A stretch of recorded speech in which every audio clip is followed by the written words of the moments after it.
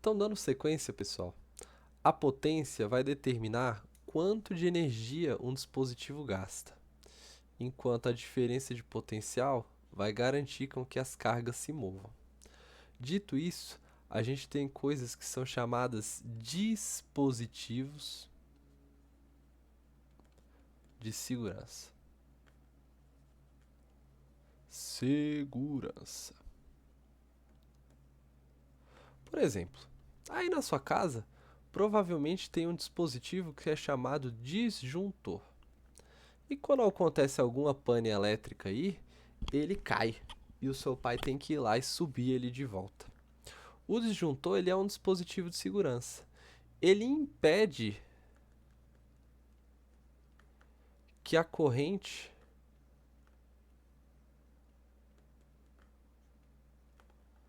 circule no caso de um curto-circuito. E lembra lá o que era um curto-circuito? Curto-circuito é quando a gente fecha um circuito com a resistência do dispositivo quase igual a zero. Ou seja, quando a corrente ali fica muito alta, quando há pouca resistência, vou colocar aqui entre parênteses, alta corrente. Quando a corrente se torna muito alta, esse disjuntor aqui, ó, abre o circuito, abrindo o circuito. E impede que o efeito Joule aconteça. Vocês lembram do efeito Joule? O efeito Joule ocorre quando esquenta a partir da energia elétrica. Quanto maior for a corrente, maior a transformação de energia elétrica em calor. E além do disjuntor, um outro muito conhecido é o fusível. Só que o fusível ele trabalha de uma forma diferente. Enquanto o disjuntor abre o circuito, como um interruptor, que pode ser fechado novamente, como um interruptor, você pode ir lá simplesmente fechar de novo o circuito quando o disjuntor cai. O fusível ele é diferente. Ele é chamado fusível porque ele funde o condutor que está lá dentro dele. Ele impede a corrente de circular, no caso de um curto-circuito, ou seja, com alta corrente. Ele abre o circuito, só que ele é de uso único. Uso único. E funde o condutor. Se você pegar lá um fusível, você procurar uma imagem, você vai ver que um fusível é formado assim, ó, por dois polos. E aqui no centro você vai ver que tem um fio condutor. Esse fio condutor, quando a corrente é muito alta, acaba se rompendo. E quando ele se rompe, a corrente para de fluir também, porque o circuito fecha. Lembrando, eu só posso ter corrente se um circuito estiver fechado.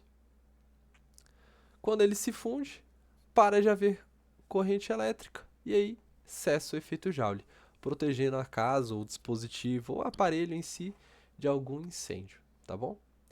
Eu acho que agora de explicações e explanações está o suficiente. Eu acho que a gente precisa agora pegar algumas questões. Vamos olhar para as questões da A2 para a gente ver o que a gente consegue fazer agora e estudar para a nossa prova. Então eu vou abrir aqui a A2 e vou olhar aqui para as questões de potência elétrica. Vou lá nas discursivas primeiro. Deixa eu ver aqui. Física. Uma airfryer fica ligada por 15 minutos durante o preparo de uma refeição. Supondo que ela seja usada todos os dias pelo mesmo intervalo de tempo durante um mês e que sua potência seja de 2.400 watts e que o custo do quilowatt-hora seja de 75 centavos, determine o preço da energia consumida pela airfryer. Bom, a airfryer fica ligada durante 15 minutos. A potência dela é igual a 2.400 watts. Ele quer saber qual que é o valor que é necessário para pagar a conta só da airfryer após um mês. Bom, se a gente usa ela por 15 minutos durante 30 dias, um mês, então o tempo de uso é igual a 15 vezes 30. 15 vezes 30 é só fazer assim, ó. 3 vezes 15 dá 45. E eu coloco o outro zero a mais que estava sobrando. Então foram 450 minutos. Só que eu quero saber em horas. Então fica assim, ó, o tempo é igual a 450 minutos dividido por 60. Então o tempo utilizado é 45 por 60. Ou 45 por 6 horas. Beleza. Determinei o tempo que ela fica ligada. Agora, preciso determinar qual foi o valor da energia elétrica que ela consumiu. A energia não é igual a potência vezes o tempo? Então fica 2.400 vezes 45, tudo isso dividido por 6. Agora, 24 dividido por 6 não é, deixa eu ver aqui, 4? 24 dividido por 6 é 4. Repito os dois zeros. Vezes 45. Watt hora. 400 vezes 45. 4 vezes 45. 45 vezes 2 dá 90. 90 vezes 2, 180. E repito os dois zeros. Ou seja, ele consumiu 18.000 watt-hora. Dividindo esse valor por 1.000, eu tenho 18 kWh consumido. Só que cada quilowatt-hora custa 75 centavos. Então fica assim, ó. O preço total é igual a 18 vezes 0,75. Professor, eu não tenho calculadora, o que eu faço? Você pode usar fração. 0,75 é a mesma coisa que 3 quartos. Bom, 18 vezes 3 dá, vamos fazer? 18 vezes 3. 3 vezes 8, 24. 3 vezes 1, 5. 54 dividido por 4. Então o preço aqui vai ser igual a 54 dividido por 4. 54 dividido por 4 fica 1.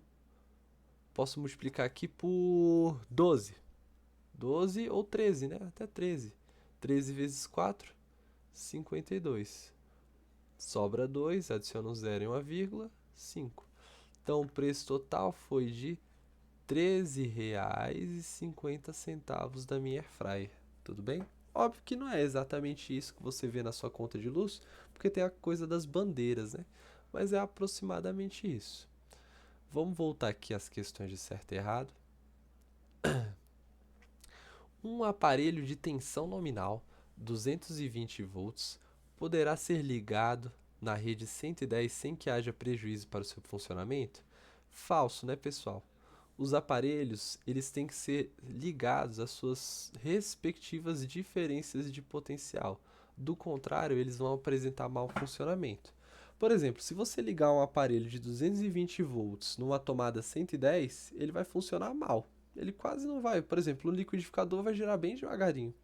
Agora, se você liga um aparelho de 110 volts a uma tomada de 220, o que você vai fazer é causar um dano. Você vai queimar aquele aparelho. O circuito lá dentro vai se abrir e nunca mais vai funcionar. O fusível vai impedir que a corrente passe por ali.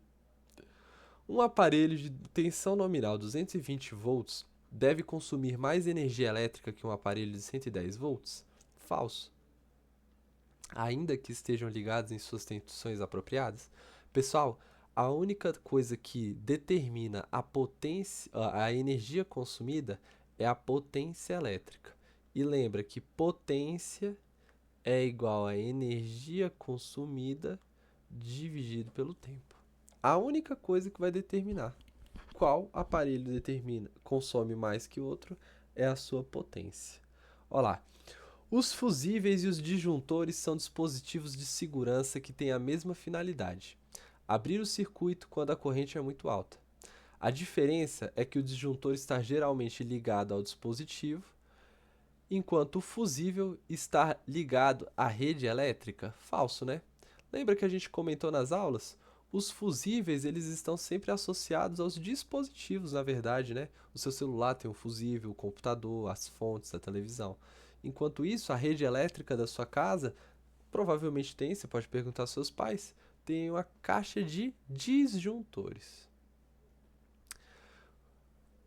Conectar muitos dispositivos a uma mesma tomada pode levar à sobrecarga da mesma, aumentando um risco de acidente elétrico? Verdadeiro. De fato, se a gente liga muitos aparelhos a uma mesma tomada, a gente aumenta a corrente sobre aquela tomada. E aí pode causar um acidente por conta do efeito Joule, não é mesmo? 11. O curto-circuito pode ocorrer quando a camada protetora dos fios derrete. Dessa forma, o circuito se fecha e quase não há resistência elétrica. Verdadeiro.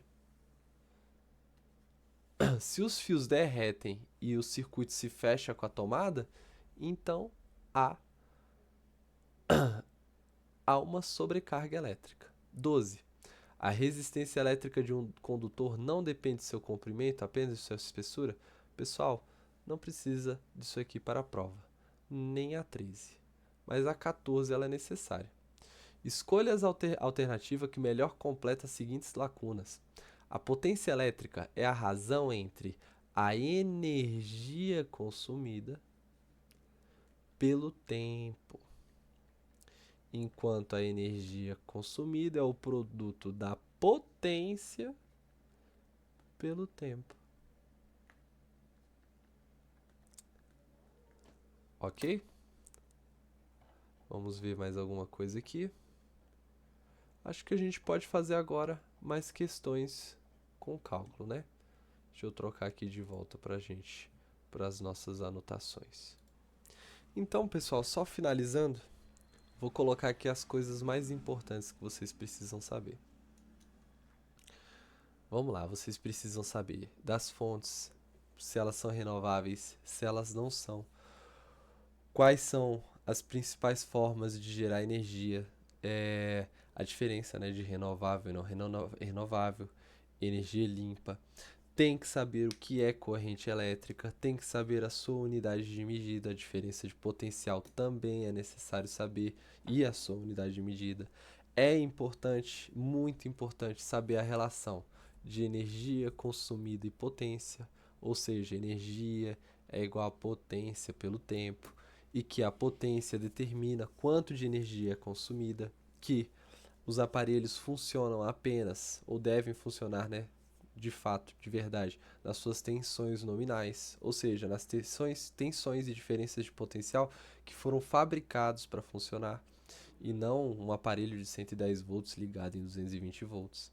Lembrar lá que a gente pinta as paredes de branco para poder economizar energia, porque o branco reflete a luz, então a gente não precisa de tantas lâmpadas para poder iluminar o ambiente, que não é legal colocar alimentos quentes dentro da geladeira, porque a geladeira vai ter que trabalhar mais para manter o seu interior frio. Lembra lá do nosso vídeo que a gente viu, lâmpada do consumo, que tá lá no livro do SAS, no livro 1. Pega pra ver de novo aquele vídeo, apesar de parecer bem bobo, engraçado, vai ajudar vocês. Eu já falei isso para as outras turmas também, eu acho que o 8º ano tem pouquíssimas pessoas de recuperação, as pessoas que estão de recuperação estão por pouquíssima nota também, então acredito que vocês têm toda a capacidade de fazer uma boa prova, só estudar aí pelos exercícios do livro e pelas provas passadas, fazendo uma boa leitura, que vocês têm bastante tempo, né, até a prova, e eu acho que vai dar super certo, eu confio em vocês. Então um abração aí, bons estudos, bom descanso e até mais.